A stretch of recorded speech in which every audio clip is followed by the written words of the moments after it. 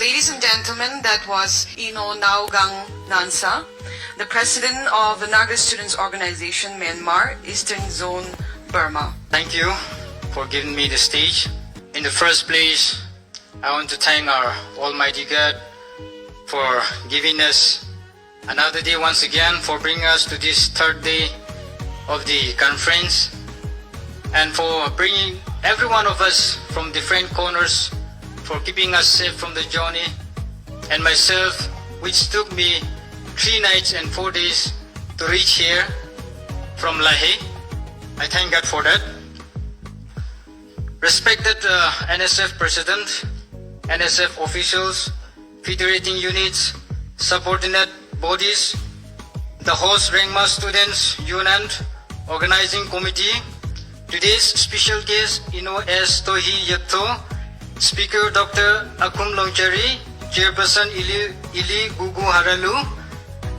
I bring you my warmest greetings and my very best morning wishes to you all. Before I begin with my solidarity message, I have a message from the Eastern Nagas when I share with my seniors and people that I'm going to the NSF General Conference.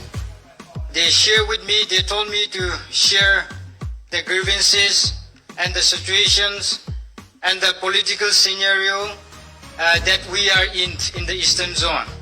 So before I get into my solidarity message, I would like to take some time to give a brief introduction of the Eastern situation. So kindly bear with me. Our chairperson has earlier treated me with a very limited time.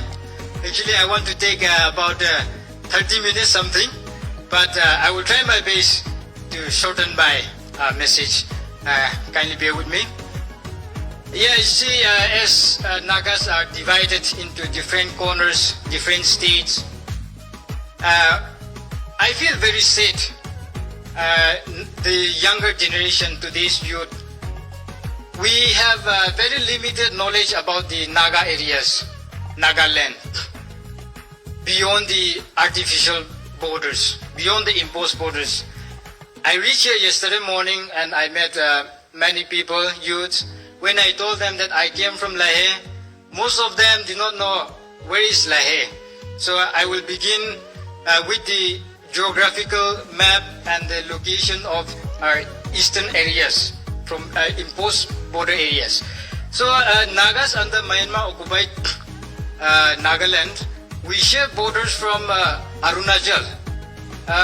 Our ancestral land starts from the north, from Arunachal, stretching to the Kachin state, Hakong Valley. From Hakong Valley till Kabo Valley in the Manipur side, Tamu side. So when we measure that land, we can see that Eastern Nagas, there are lots of vast land in the eastern sector, eastern side. So we have major towns. We have Shambuyan, Tanai. Those are Nagas in the east, also divided like in the Indian side, like Manipur, Arunachal. So in the eastern side also we have Shambuyan and Tanai is under Kachin state. And then Leshi, Lehe, Nanyun, these only 3 townships has been recognized by the Burmese government as a self-zone of the Naga people. And then we have Khamti, Homalin, and then Thamandi, and then Tamu More, which is not included in the Naga zones. So even in the east, we are like that. So, and today, the political situation, the struggle of our eastern is very measurable, I should say. After the military coup in Myanmar, you all know that the Eastern Nagas are deprived of education and then healthcare, connectivity, communication. You all have heard somehow, even though if you don't have experience. Because of the Naga struggle, Naga movement and all, you see, because of our political aspiration, Eastern Nagas carrying the cross of the Naga sovereignty, till today we stand very clear in our principle. We have not met any single mistake. There is not even a black dot in the white paper with regards to the Eastern Naga history. Why? Because we have never been part of the Burmese Union also. You may have known that the Panlong Agreement 1947, Nagas were not part of it. And 21st century, in the NLD time, they tried to revive the Panlong Conference for 4 times. Nagas were not part of it because this Panlong Agreement and Panlong Conference is to be united. There are so many over 150 ethnic groups in Myanmar. So this conference, this agreement is to bring all the ethnic groups of Myanmar under the Union of Myanmar. So we can go to the Union of Myanmar. We are not fighting for autonomy or this and that also. That is why Nagas were not part of it. And in nationwide ceasefire agreement in 2015 under the Chunda government, the nationwide ceasefire agreement also the same.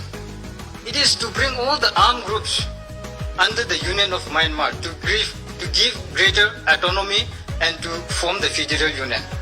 But the Eastern Nagas, the Naga national workers in the East, they rejected. And because they rejected this invitation to NCA,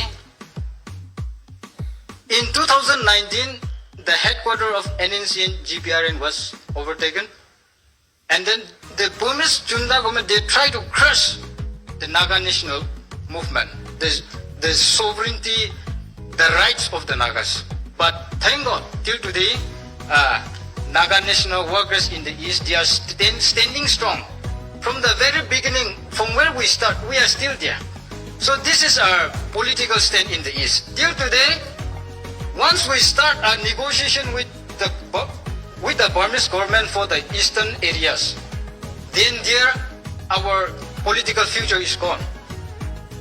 There is no more the first, from the very beginning, what we stand for, Naga sovereignty, Naga one principle, one Naga nation, one people, that slogan will be gone. If the Eastern Nagas started negotiations, started for autonomy, started for federal state with the government of Myanmar, then our principle, Naga principle, our destiny will be stopped there.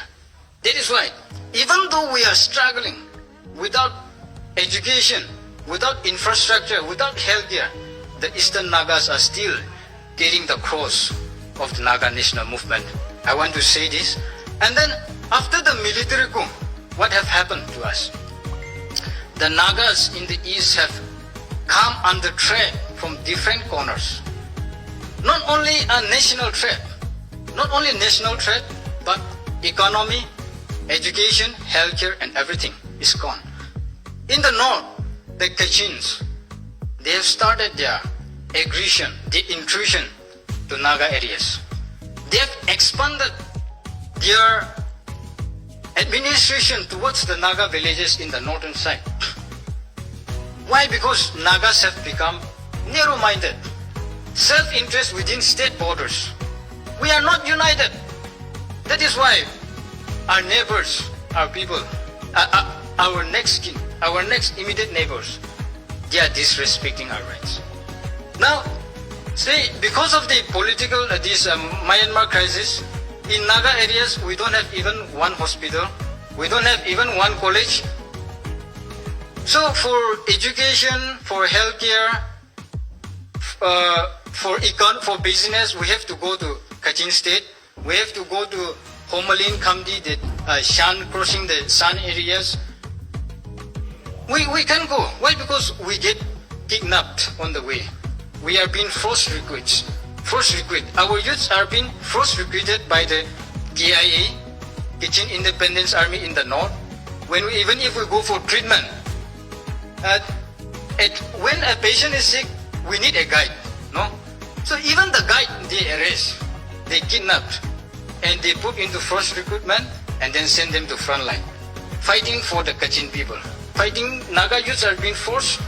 Why is this happening? Because of our disunity. This is the situation. And when we try to go to the south, the Shani has become a threat. And then the junta also become a threat. The junta is also applying their conscription, their law. They are just randomly arresting students, youths. We can move out for economy, for healthcare, for education. We have been isolated in our own home, in our own village. And then, because of that, we look to the west, our western brothers on the Indian side, Arunachal Nagas, border area, Nagaland, Manipur. And then the Indian threat again, border fencing, FNR thing. So, in what situation the Eastern Nagas we are facing today? I want our Nagaland Nagas, our Nagaland brothers, to give a thought on our situation and to reach out your hand in this time of need. Today is the right time for the East and West to show solidarity, to support each other. Maybe education, maybe healthcare, and maybe even economy. Now we are mainly depending on the Western imposed border areas towards the Western Nagas. And then this FMR, how cruel is India? Instead of reaching out their hands on humanitarian ground, helping the displaced people, they are trying to fence, and then they have been applying restriction on our free movement. So earlier also our Western Nagas and even the Eastern Nagas have strongly protested, rejected the divisive policies of the government of India to fence and to apply restriction on our movement. I really appreciate the UNC, the United Naga Council, and us, Southern Nagas. They have been in action. They are now fighting really, very hard. And our Nagaland and other parts of the Nagas, of course, we have also, but we should not leave the Southern Nagas alone to fight with them. We have to be united. Today they are standing alone. We'll watch. The government of India will win over them, and when they are done with them, they will come to Nagaland. And then Nagaland will shout, but the rest of the Nagas will be silent. So if these things happen, then if the fencing has been really done, then our political future, Nagaland state alone cannot stand as a nation. Southern Nagaland cannot stand alone as a nation. Eastern Nagas, we cannot stand alone as a nation. So we have to be united in our collective aspiration and in our cause. So it is time for Nagas to see beyond our kitchens. And it is time to really think in action of our political aspiration, not within state borders alone.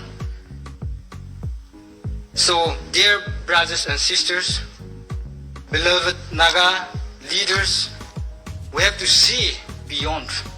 And also, we want to request from the Eastern Zone, in this critical situation of the Eastern Nagas, we seek your helping hand towards our education, towards our healthcare and economy. Because last year, over 75 schools in Naga villages could not be run due to lack of teachers. And this year, over 85 schools has been closed down because due to lack of teachers. There is no hospitals, there is no doctors. So for education, for healthcare, we are depending on the West. We are coming, and we want you to reach out to us also. So this is the request from the Eastern Nagas. And then to conclude, allow me to read my solidarity message. Respected President, esteemed leaders of the Naga Students Federation, distinguished delegates, invited guests, and my beloved Naga brothers and sisters. On behalf of the Naga Students Organization and on my own behalf, I extend my warmest greetings and heartfelt solidarity to you all on this momentous occasion of the 31st General Conference of the Naga Students Federation. First and foremost, I sincerely thank the NSF leadership for the kind invitation and the privilege to stand here today and share this message of unity and support. It is truly an honor to be part of this historic gathering where the collective aspiration of our people are being shaped. The theme of this year's conference, Resilience in Transition, is both powerful and deeply meaningful. We the Naga people are navigating through a period of significant political, social, and cultural change. These are times of uncertainty, but also of opportunity. And history reminds us that our strength has always been our resilience, our ability to endure, adapt, and overcome while holding firmly to our identity and values. I also take this moment to pay tribute to the past leaders of the NSF, pioneers who through their visions, sacrifices, and dedication have built the foundation on which we stand today.